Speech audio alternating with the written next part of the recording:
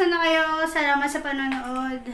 Welcome back to my channel. So mga katropa, bago tayo magsimula nung unboxing ng drone natin, pahit mo na ng like button, then yung subscribe button.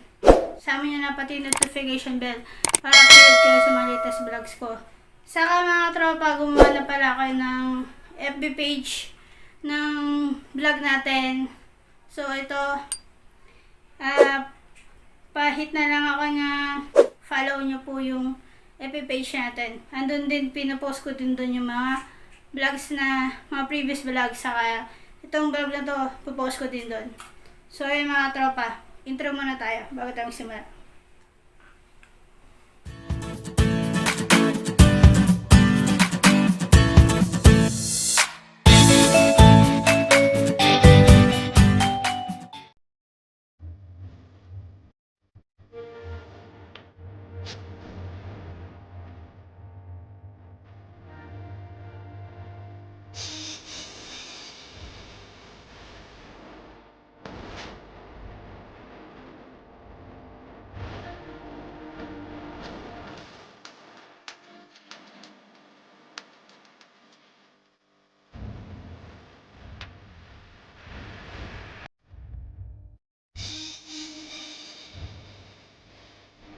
So mga tropa, yung vlog natin is unboxing. So, napanood nyo na yung unboxing ng drone natin. So, ito na yung drone. Ito siya. So, walang battery mga tropa. Dito nakalagay yung battery. So, yung battery niya ay ito. Ito yung battery. Wait lang.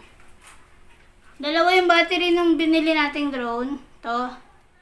So, may extra battery siya. Tapos, dito siya i-charge. Ito. Yan. Yan siya i-charge. Tapos, itong bilog na to, yan yung ilaw, your indicator light. Pagka hindi na siya umilaw, sabihin puno na siya. Red yung light niya. Pag wala ng red, puno na siya. So, yan, dalawa. So, dito siya ilalagay. Yan, yung position niya. Pag ganito. Ganyan. Ito. Pag ito. Yan. Ito siya. Kung makita yan. So, ayan na siya. Yan yung ano. Tapos, ito yung mga propeller niya. Tapos, tumalsik. So, ito yung propeller protector para pagka lumilipad siya, hindi direktang tumatama yung propeller dun sa kung saan man siya tatama.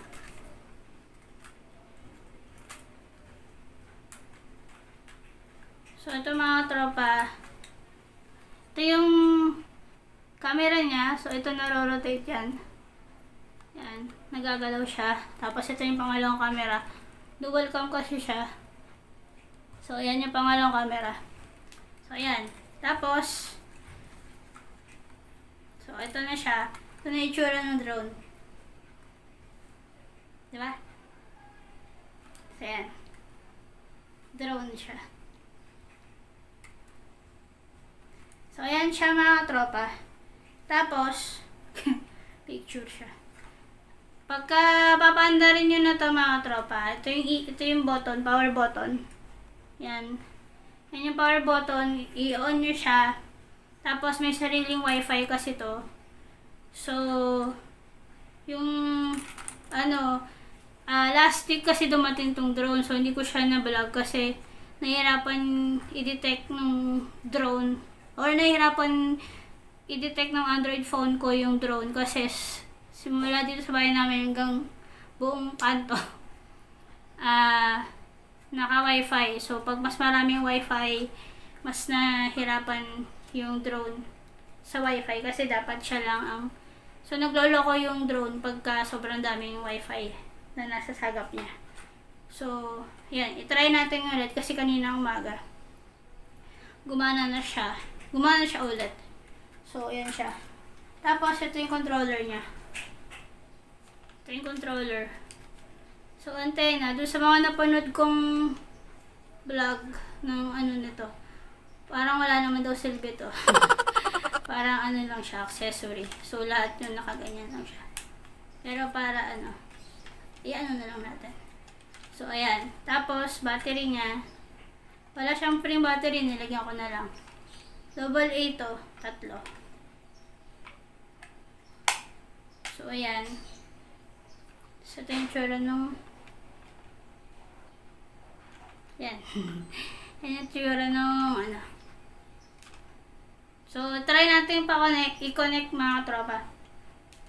Ilapag ko lang para mas madali yung ano natin, testing. Wait lang.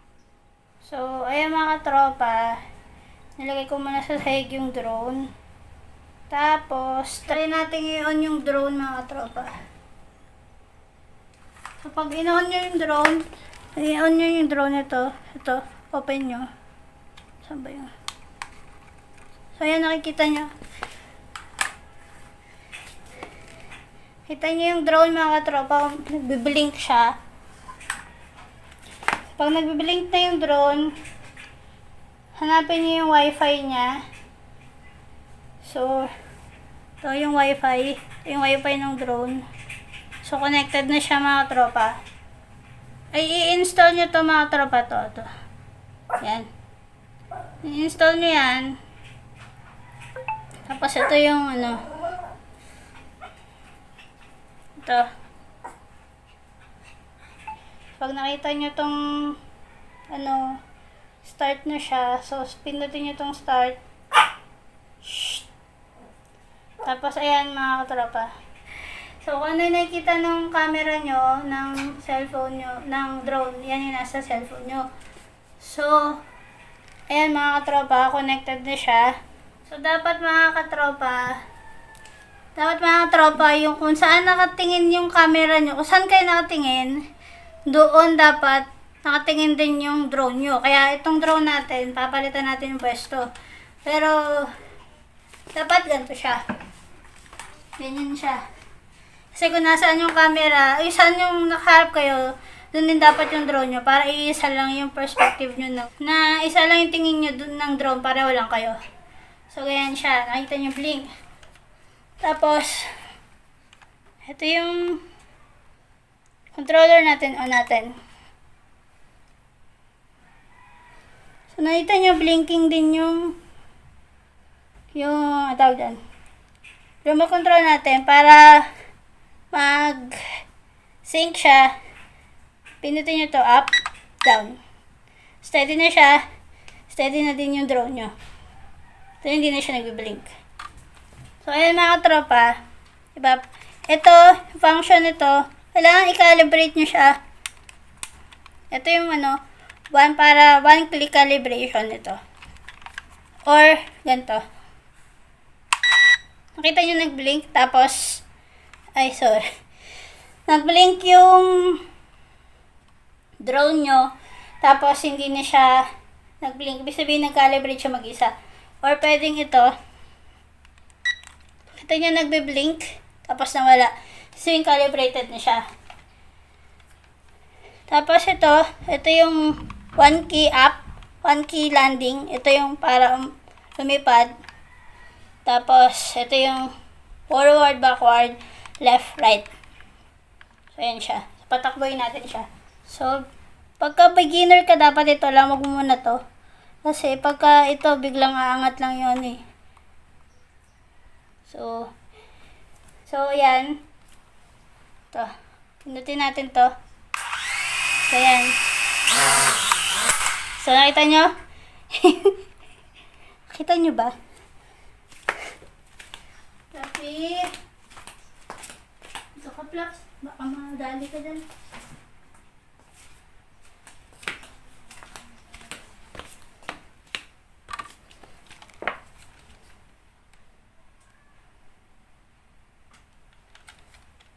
So, papaanda rin natin yung, pipindutin natin tong app para andar na siya. Tapos, andahan yung iangat. Pag binaba nyo, ito yung binaba ko. So, bumaba siya, di ba? So, ayaw niya siyang gumana kasi madaling matanggal yung battery.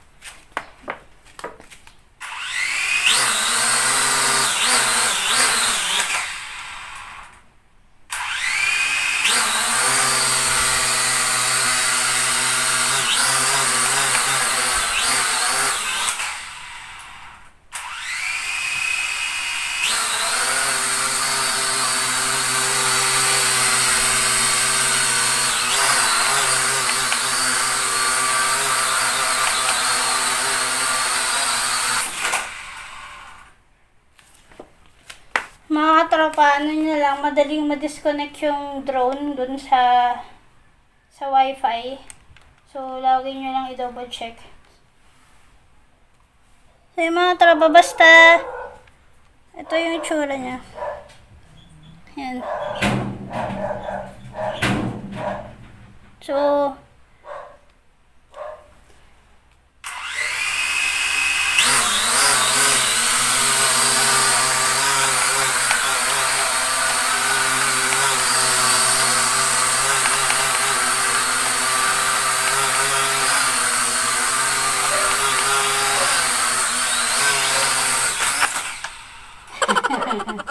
mga katropa, yung battery life nito is pwede ka maglaro ng 15 minutes to 20 minutes. So, yun lang. Tapos, change battery ka na. Tapos, mga 3 hours will charge yung battery eh. So, hindi ko lang pa siya makuha yung paano siya mapapaharap sa akin para makita niyo yung mukha ko.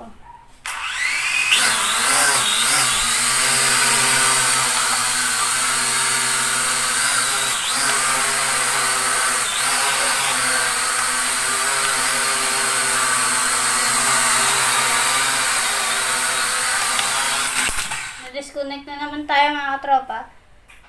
Ayan. So, connect natin ulit.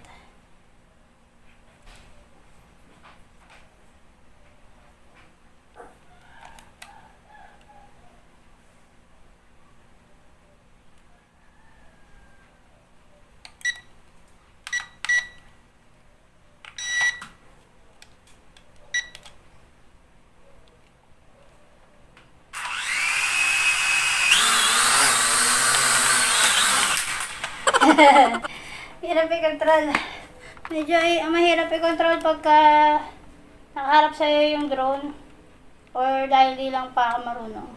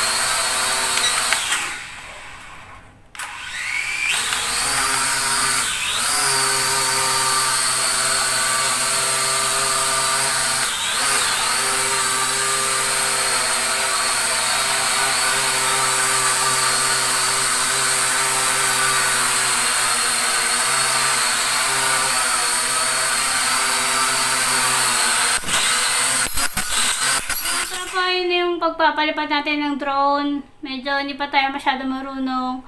So, yun, mag-aaral muna tayo. Pag-aralan muna natin to. Kung gusto niyo ng ganyang drone mga tropa, ilalagay ko sa description yung sa Lazada shop ko yan binili. So, ilagay ko sa description yung kung saang store ko yan binili. Para at least legit yung mabilan nyo. Mura lang yan mga tropa. Mga mura lang muna bilhin nyo kung di pa kayo masyado marunong. Para hindi sayang. So, yung mga tropa. Yun lang muna. Pa-hit ulit ang like button. Tapos, subscribe na din kayo. Sa amin na pati notification bell. Para update kayo sa mga latest vlogs ko. Tapos, yung FB page. Huwag nyo kalimutang i-follow. Tapos, yung mga tropa, see you in the next vlog. Always stay positive. Always enjoy life because life is short. Bye!